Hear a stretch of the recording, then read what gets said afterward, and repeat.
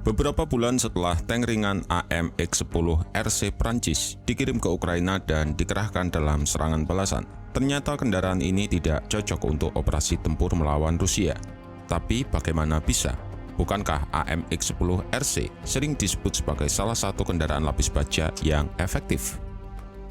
Jadi, Komandan Ukraina memberi kritik terbuka kepada AMX-10 RC setelah platform tersebut ditangkap oleh pasukan Rusia, di mana dalam video penangkapan itu terlihat jika kendaraan begitu saja ditinggalkan oleh pasukan Ukraina dengan amunisi penuh di dalamnya.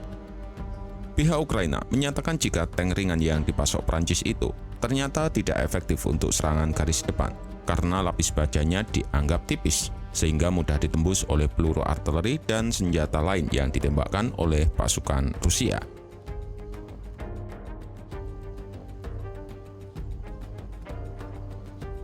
Pada bulan Januari tahun 2023, Presiden Prancis Emmanuel Macron mengkonfirmasi rencananya untuk mengirim tank ringan AMX-10 RC dalam jumlah yang tidak ditentukan ke Ukraina. Dan ketika Ukraina akhirnya meluncurkan serangan balasan, AMX-10 RC juga ikut dikerahkan untuk operasi bersama dengan kendaraan lapis baja barat lainnya, seperti Main Battle Tank Leopard 2 dan kendaraan tempur infanteri Bradley. Dalam serangan itu, ada beberapa kejadian di mana peluru artileri 152 mm Rusia yang meledak di dekat AMX-10 RC, pecahan pelurunya menembus kendaraan Prancis tersebut dan membuat amunisi di dalamnya meledak. Hal ini memaksa Ukraina untuk menarik AMX-10 RC seberat 15 ton dari garis depan. Meskipun tahan terhadap tembakan senjata ringan dan pecahan peluru, armor AMX-10 RC memang tidak dibuat untuk menahan dampak langsung dari senjata yang lebih besar. Beberapa jenis proyektil seperti peluru penembus lapis baja juga dapat dengan mudah menembusnya. Kendaraan itu harus digunakan dengan kendaraan lapis baja lain yang lebih berat dan bantuan infanteri untuk mengurangi risiko kerusakan dan kerugian, karena ia hanya memiliki pelindung aluminium dengan ketebalan 10 hingga 15 mm. Inilah mengapa AMX-10 RC memenuhi syarat untuk dikategorikan sebagai tank ringan. Armor AMX-10 RC memang cukup tebal untuk melindungi dari serpihan peluru, sebagian peluru senapan mesin, dan peluru meriam kecil, namun tidak untuk menahan serangan yang lebih berat. Jadi bisa dikatakan jika AMX-10 RC memiliki perlindungan yang lebih lemah dari Bradley Amerika. Memang AMX-10 RC dan tank ringan lainnya tidak didesain untuk berhadapan langsung dengan kendaraan lapis baja musuh yang lebih berat.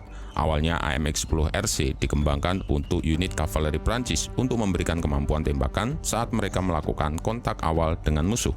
Ia tidak pernah dimaksudkan untuk memenuhi peran sebagai main battle tank dan merupakan tindakan bunuh diri jika menggunakannya untuk tujuan itu.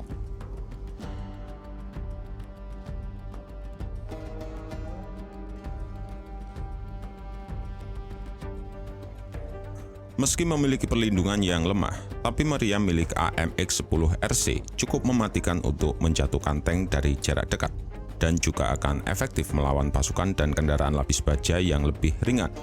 Desain berudanya memungkinkannya bermanuver dengan cepat di jalan, terutama untuk medan yang mulus, dengan membutuhkan perawatan yang lebih sedikit daripada main battle tank berudara rantai. Tidak seperti kendaraan lapis baja lainnya yang dikerahkan Ukraina, AMX-10 RC telah dipersenjatai dengan meriam 105 mm, bukan senapan mesin dengan kaliber yang lebih kecil, sehingga kekuatan pukulan yang dihasilkan tentu lebih besar. Sebagai perbandingan, M2 Bradley Amerika hanya memiliki senapan mesin 25 mm ditambah dengan senapan mesin koaksial 7,62 mm. Prancis sendiri secara ekstensif menggunakan mesin perang ini dalam pertempurannya di Afrika, di mana mereka terbukti handal dan cukup mobile. Namun perlindungannya terlalu ringan jika digunakan dalam pertempuran konvensional yang melibatkan pertempuran dengan amunisi tank on tank dan juga rudal anti-tank. Selain kerentanan armornya, beberapa AMX-10 RC juga memiliki masalah dengan gearboxnya. Mungkin hal ini disebabkan oleh kotoran dan lumpur di jalan yang mereka lalui di Ukraina. Jadi, meskipun AMX-10 RC Prancis adalah kendaraan yang sangat baik dengan mobilitas tinggi dan kemampuan tembak yang unggul, kendaraan ini tidak cocok digunakan di garis depan. Dan ketidakefektifannya di medan perang, entah karena ia memang memiliki kualitas yang tidak cocok di medan tempur Ukraina, atau memang karena Ukraina salah menggunakannya.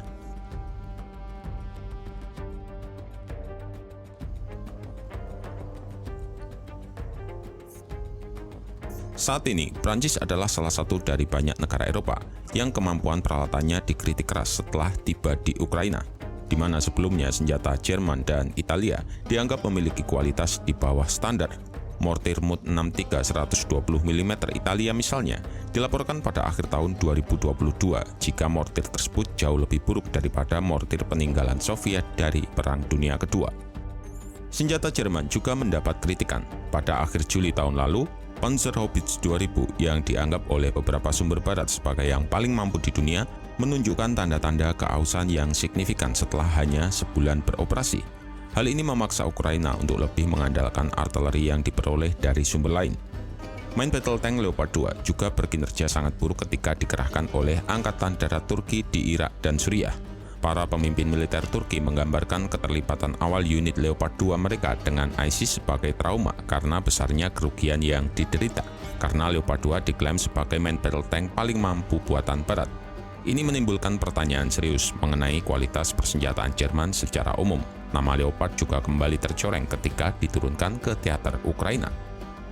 Kualitas persenjataan dari beberapa negara Eropa telah meninggalkan banyak hal yang tidak diinginkan, tapi tidak dengan Amerika yang secara umum masih memuaskan.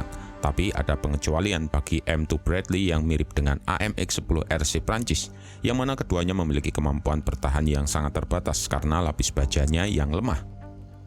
Jika diamati, industri pertahanan Eropa memang telah mengalami penurunan sejak akhir Perang Dingin. Tanda-tanda dari hal ini dimulai dari keputusan Kementerian Pertahanan Polandia untuk tidak mengakuisisi lebih banyak tank Leopard 2 atau pada Panzerhaubitze 2000, dan sebagai gantinya mereka lebih memilih untuk mengakuisisi K2 dan Howitzer K9 dari Korea Selatan.